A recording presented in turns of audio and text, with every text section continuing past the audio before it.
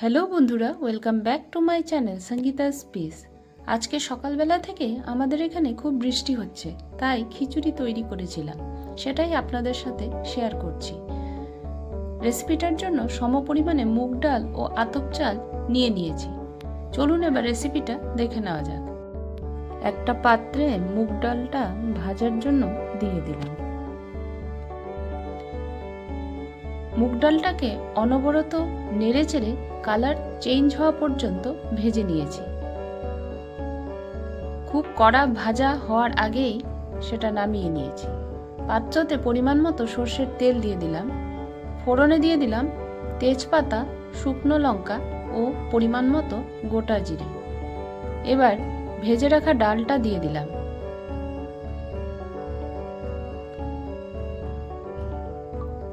তারপর আতপ চালটাকে ধুয়ে নিয়ে যোগ করে দিলাম। চাল আর ডালটাকে নেড়েচেড়ে মিশিয়ে নিচ্ছি।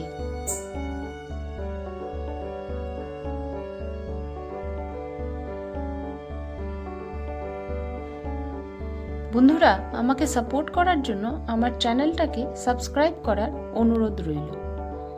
এখন পরিমাণ মতো হলুদ গুঁড়ো দিয়ে দিলাম। হলুদটা চাল ও ডালের সাথে নেড়েচেড়ে মিশিয়ে নিয়ে অল্প ভেজে নিয়েছি।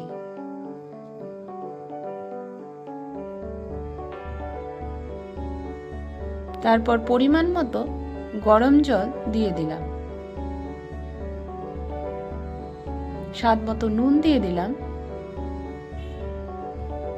চেরা কাঁচা লঙ্কা যোগ করলাম।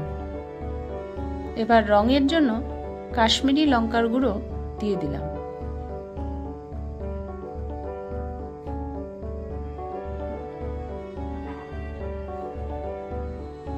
এবার পরিমাণ মতো জিরে ও আদা যোগ করলাম।